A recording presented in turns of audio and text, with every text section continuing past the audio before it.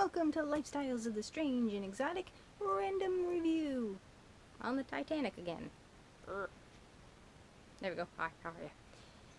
And this I got to fill up my cart because I kind of hoard things so I can get like the free shipping, because some of the things, like I've saved like $10-11 kind of hoarding everything all together.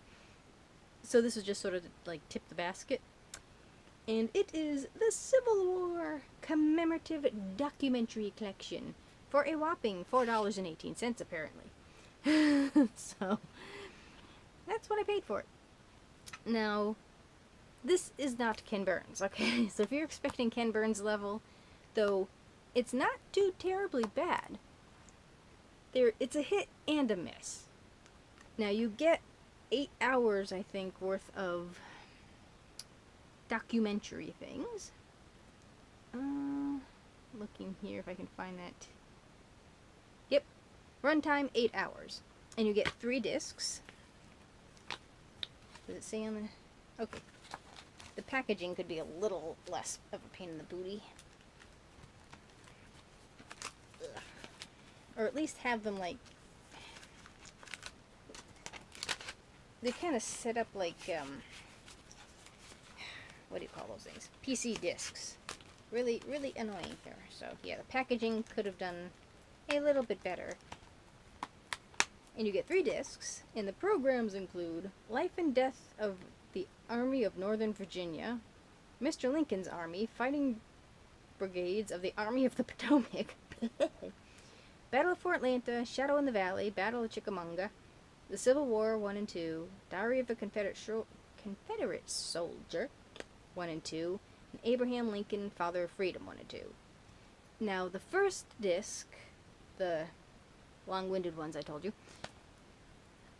they're the miss. It's nothing but hours of reenactments. That's it. It's like if there were YouTubers in the Civil War, that's what it would have been like. If somebody was vlogging during battle. And it's impressive, though.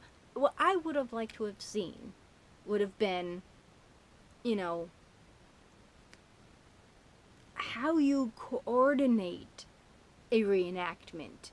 You know, dealing with the people in the reenactment. Something about how reenactments are done. I mean, I suppose it's not much, not really going with the theme, I suppose. They're trying to show you what it's like in battle, which is great, but it went far too long. Kind of like my videos. It's nothing but an hour of them fighting. And sometimes it's so funny because it's like, Bill's dead, and you see him move. It's like, you just killed him. So it's, once in a blue moon you'll get some guy telling you what's going on, but very rarely. So they could have just, it was just too much. They needed to kind of add more narration or something, or have more people giving commands, you know, so it's just a field of people fighting.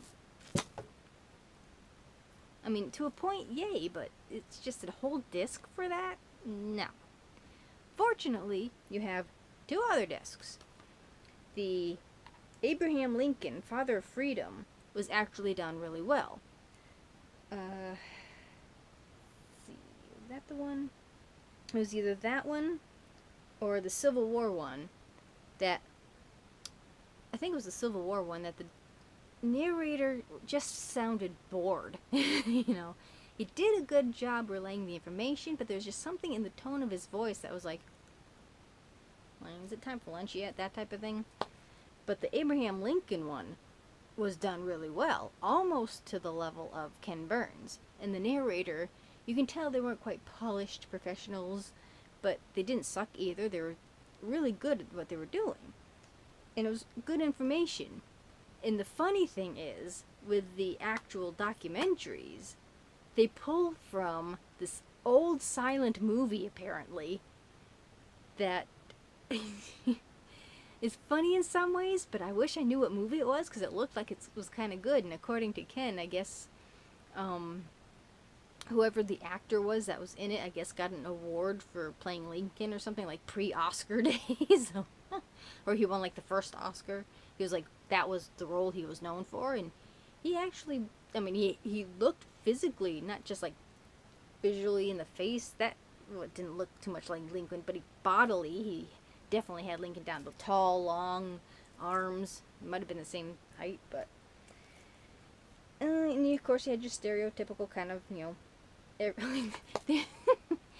they had a picture of, I think it was Lincoln and McClellan in like the tent there.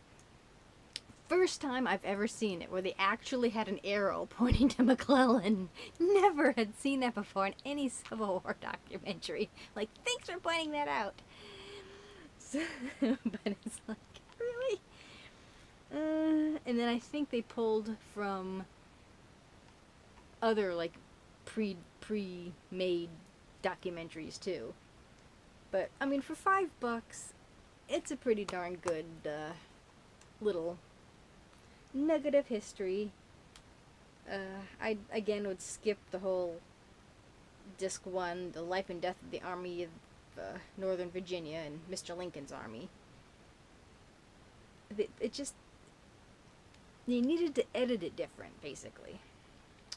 So, let's see. And this I got used, that's why it was so cheap.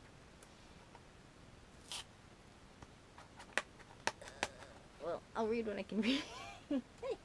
In the spring of 1861, decades of simmering tensions between the North and the South, United States exploded into the American Civil War. Because the stuff is in the way here. Four of the bloodiest years in the history of this republic, the war raged from 1861 to 1865 over issues including states' rights versus federal authority, westward expansion, and slavery.